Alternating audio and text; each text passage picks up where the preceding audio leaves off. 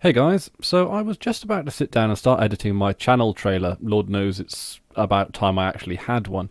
And I thought that this might be a particularly good opportunity to give you just the briefest of insights into how I edit my videos here on Linux. I thought this might be a particularly good video because it's going to end up being about a 30-second one take, reasonably sort of straightforward monologue, and therefore reasonably uncomplicated and hence easier to sort of demonstrate to you. So this will be by no means a comprehensive illustration of just about anything, but it just might be, should we say, the basics of the piece of software that I use. Now, the piece of software that I use is called Kdenlive. I usually do my videos in 720p, 25 frames per second. That's simply because it's just a nice format to work with. Really, most of my videos don't require a higher resolution or a higher frame rate, and I feel that 25 frames per second it just gives the atmosphere and the feel that I like. I mean, I could easily go up to 60, but it wouldn't look right, is basically what I'm trying to say. And yeah, like I say, I don't need to go any higher than 720 if most of my videos are just vlogs essentially. So what I've done here is I've imported a sound file, which is the audio that I'm going to be using for today's video, and I've got the actual video file itself. I record them separately. So what I'll do is just to illustrate this. Now you can see here that there is like an audio thumbnail that can show you it's sort of raised where I'm speaking, and then it's sort of smaller in the silenced parts. Now these first few sections here are me just sort of getting into the swing of it, but it's really here, I think, that this is going to be the take that I want. So just to give you a bit of an example about why I do the sound separately to the audio, is simply to get better sound quality. As you can see there, I'm holding in my hand the audio recorder that this is from. It just gives better sound quality, and you will see why now, basically. Blog of mine, I talk about mostly tech stuff. I'm a big open source software advocate. As you can see, that's incredibly tinny. There is some white noise in the background. It's a second-hand camera, and I've had it for a long time, but it's one that I feel that I'm pretty comfortable using, and the sound, although terrible, it's not usually too hard to actually find a second soundtrack. This is the second soundtrack as recorded from the device that you saw me holding. It's only it's a Zoom H1 handy recorder.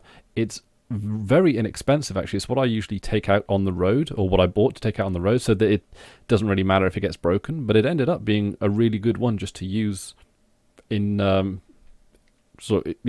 home as well.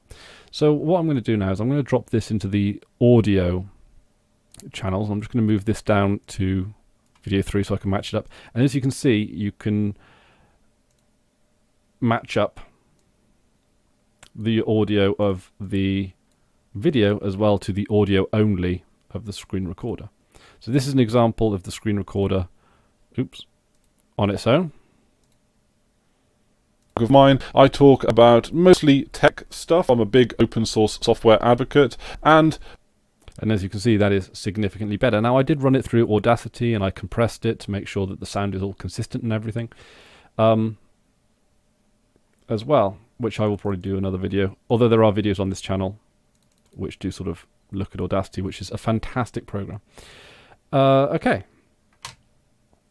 so this section is what we're going to really need to use. So I can press Shift and R, just do a quick cut, and I can get rid of these two here. And then I can, if I hold down Shift, I can draw a square. I'll select this and move this right down. Now, sound clips can be used. Like, I can just as easily edit from up here as well. But the reason I do that is simply, it's how I'm used to working and how easy it is. But you can use this piece of software in so many different ways, and it favors so many different use styles that you can often end up doing or completing a task completely differently to anyone else. So what a lot of people do is they'll perhaps clap their hands or have like a spike in the audio so that it's easy to match up. But because I record audio and video just bang at the same time, and as you can see here up at the top, one of these videos, or the video is 2 minutes 11 seconds, the audio is 2 minutes 10 seconds, it's not going to be difficult for me to match up regardless. What I usually do is find like a midpoint with a spike and then just try and match it up from there. If you go in too far, it becomes a little bit distorted. And that looks pretty matched up to me. And you can match it up right to the frame. So if you're doing 60 frames per second, you can match it up a lot closer than if you're doing it at 25.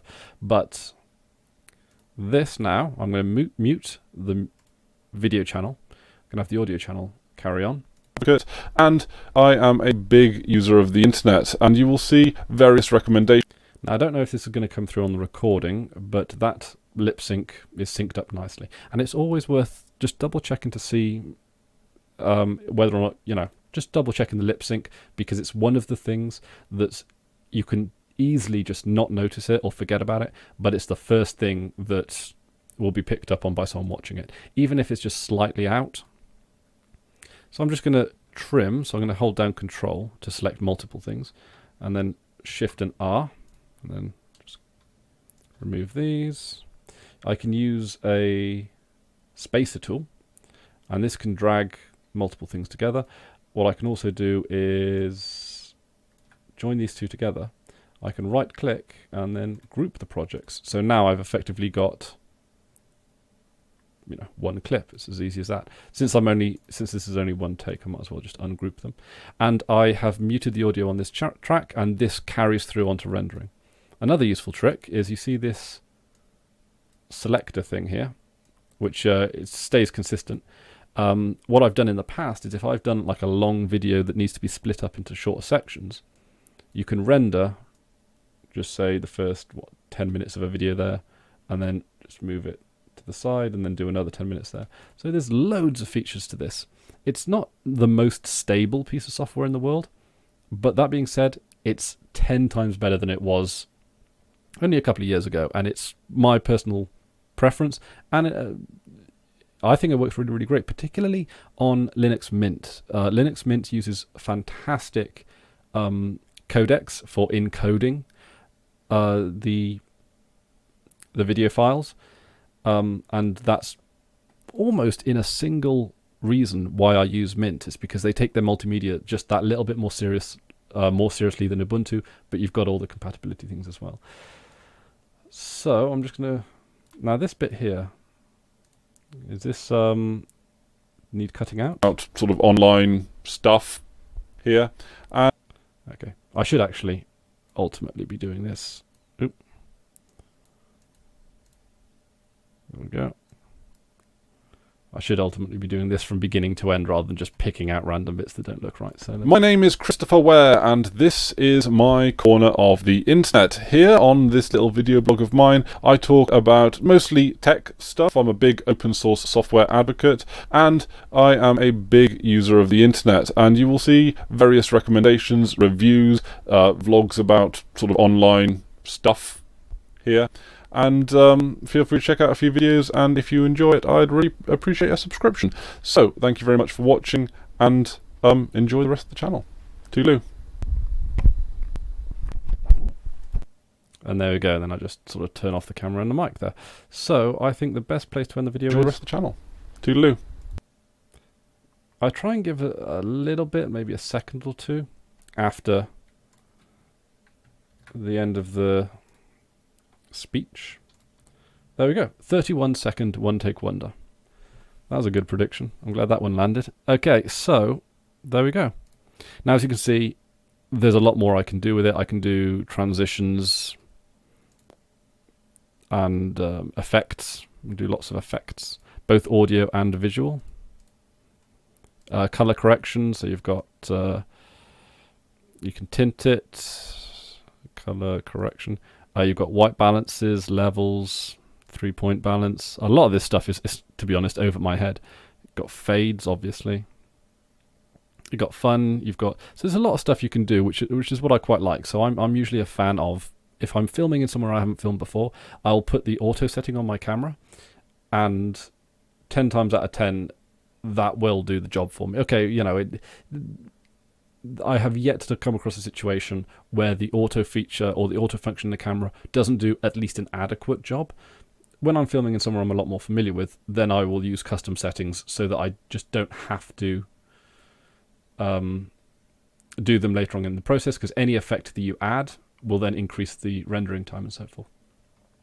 And then once you're happy with how that all looks, you just simply click the render button and it gives you all the options here. So that renders, that's the path. I'll leave it at default for the time being. So here we have a lot of encoding options, which is always good.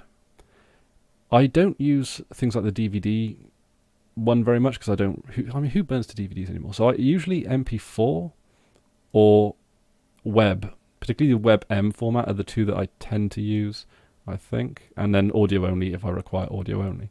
But pretty much everything can be done in MP4 now. I know some of you are going to just point out, well, MP4 is not really an open source codec. And that is true, but it is also a very good codec, and it also encodes very, very quickly. And it's also practically universally recognized. Although that being said, WebM is as good in pretty much every other single way, except it just takes a little bit longer to encode. But you do actually get a better economy for file size and so forth. But I'm just going to go with the old MP4, the H.264, and the AAC is for the audio. The video I put at 6,000. Now, on YouTube, the highest bitrate you can have for a video that's 720 is 5,000. So I just want to be on the sort of the other end of that. It'll sort of then downscale it. And audio is 192, which is more than enough for sound. I can't remember what the highest audio bitrate is. 256 kilobytes a second, maybe? Or 128. But either way, 192 will fit the bill. You can do full project or just the selected zone, and then render to file. And then, boom, job's a good one.